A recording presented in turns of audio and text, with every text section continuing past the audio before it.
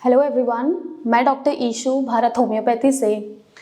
आपने देखा होगा कि एस्थमेटिक पेशेंट्स को अक्सर कई चीज़ें उनकी डाइट से अवॉइड करने को बोली जाती है, क्योंकि कुछ चीज़ें ऐसी रहती हैं खाने में जो कि एस्थमा के सिम्टम्स को ट्रिगर कर देती है, आपके रेस्पिरेटरी सिस्टम पर नेगेटिव असर डालती हैं।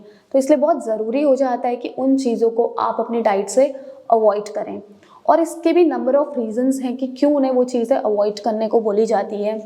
जैसे कि पहला कि एलर्जिक रिएक्शंस कॉज करती हैं कुछ चीज़ें, जैसे पत्ता गोभी हो गया, नट्स हैं, आपके डेयरी प्रोडक्ट्स हैं, नॉनवेज आइटम्स हैं।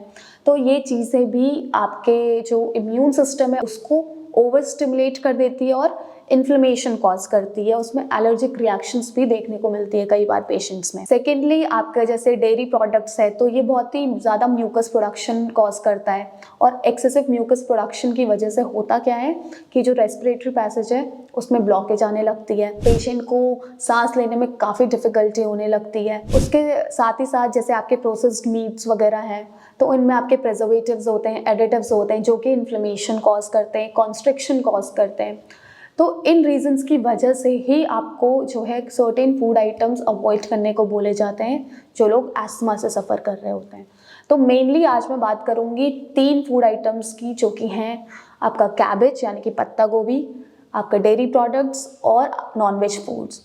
तो ये तीनों चीज़ें क्यों एस्थमेटिक पेशेंट्स को बिल्कुल नहीं खानी चाहिए, इस बारे में हम बात करेंगे इस वीडियो में। तो पहले बात करते हैं पत्ता गोभी यानी कि कैबेज की, कि कैबेज एस्थमेटिक पेशेंट्स को क्यों मना करा जाता है। तो इसके पीछे भी कुछ सेट ऑफ रीजंस हैं। जैसे सबसे पहला है कि कैबेज जो है वो गैस और ब्लोटिंग क्रिएट करता है। तो कैबेज यानी कि पत्ता गोभी जो है ये एक क्रूसिफेरस वेजिटेबल है जिसमें कि आपके सल्फर कंटेनिंग कंपाउंड्स होते हैं और ये फाइबर रिच भी होता है।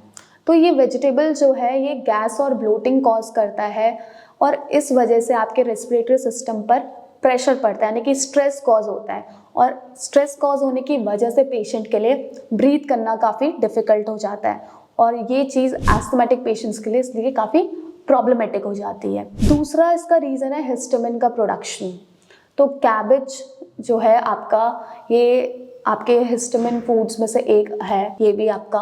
तो इस वजह से जो हिस्टामिन है ये करता क्या है, जो आपके एलर्जीज है, जो इन्फ्लेमेशन है उसको ये और बढ़ा देता है, ट्रिगर करता है। तो इस वजह से भी मना करा जाता है। थर्ड इसका रीज़न है आपका एलर्जिक रिएक्शंस।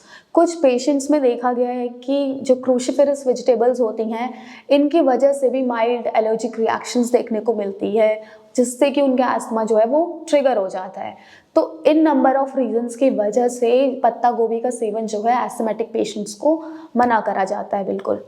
सेकेंड जो हमारा फूड आइटम है वो है डेयरी प्रोडक्ट्स। तो डेयरी प्रोडक्ट्स में जैसे आपका आ जाता है चीज़, मिल्क, बटर। तो ये चीज़ें क्या करती है, म्यूकस के प्रोडक्शन को बढ़ा देती है, और एक्सेसिव म्यूकस प्रोडक्शन से होता क्या है कि जो रेस्पिरेटरी पैसेज है उसमें ब्लॉकेज आ जाती है, और ब्लॉकेज की वजह से पेशेंट के लिए ब्रीथ करना काफ़ी डिफिकल्ट हो जाता है, यानी कि सांस लेने में काफ़ी दिक्कत आने लगती है, जिस वजह से एज अ रिजल्ट उनका एस्थमा और ज़्यादा वर्स हो जाता है। वही सेकंड जो रीज़न है आपका वो है हिस्टामिन प्रोडक्शन। तो सिमिलरली कैबेज के तरह आपका जो भी डेयरी प्रोडक्ट्स होते हैं वो भी हिस्टामिन के प्रोडक्शन को बढ़ाते हैं, हिस्टामिन रिलीज करते हैं, जिस वजह से एस्थमा ट्रिगर हो जाता है। थर्ड इसका आपका रीज़न है एलर्जिक रिएक्शंस। तो इस वजह से डेयरी प्रोडक्ट्स भी क्या करते हैं, आपके सिस्टमिक इन्फ्लेमेशन को बढ़ा देते हैं, एलर्जिक रिएक्शंस कॉज करते हैं। ऑल्सो जो लोग लैक्टोज इंटॉलरेंट रहते हैं उनमें अगर वो डेयरी प्रोडक्ट ले लेते हैं तो उस वजह से इन्फ्लेमेशन कॉज हो जाता है, एलर्जिक रिएक्शंस देखने को मिलती हैं। तो इन रीजंस की वजह से डेयरी प्रोडक्ट्स भी एस्थमेटिक पेशेंट्स को मना करे जाते हैं। थर्ड है आपका नॉनवेज फूड। तो नॉनवेज फूड में जैसे कि मैंने आपको बताया स्टार्टिंग में कि इसमें आपका क्या रहता है, प्रेजर्वेटिव्स रहते हैं, एडिटिव्स रहते हैं। तो ये भी आपके इन्फ्लेमेशन कॉज करते हैं, एंड एज अ रिजल्ट आपके एस्थमा को और वर्स बना देते हैं।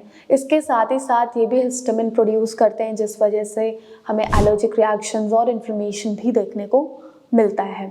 साथ ही साथ इनमें हाईली सैचुरेटेड फैट भी रहता है जो कि इन्फ्लेमेशन कॉज करने में रिस्पॉन्सिबल होता है। तो ये नंबर ऑफ रीजंस रिस्पॉन्सिबल रहते हैं कि जिस वजह से नॉनवेज फूड भी एस्थमेटिक पेशेंट को मना करा जाता है। तो जो भी मैंने आज 3 फूड आइटम आपको बताए हैं, अगर आप एस्थमा के पेशेंट हैं और इन फूड आइटम्स का आप सेवन अभी भी कर रहे थे, तो बेटर है कि आप इनका सेवन करना एकदम बंद कर दें, क्योंकि ये आपके एस्थमा के सिम्टम्स को और ट्रिगर कर सकता है, आपके एस्थमेटिक फ्लेयर अप्स को और ट्रिगर कर सकता है, एंड एज अ रिजल्ट आपका अस्थमा और वर्स हो सकता है इससे। तो बेटर है कि आप इनका सेवन एकदम से बंद कर दीजिए और एक प्रॉपर ट्रीटमेंट भी लीजिए, जिससे कि आपको अपनी दिक्कत में परमानेंट क्योर देखने को मिले।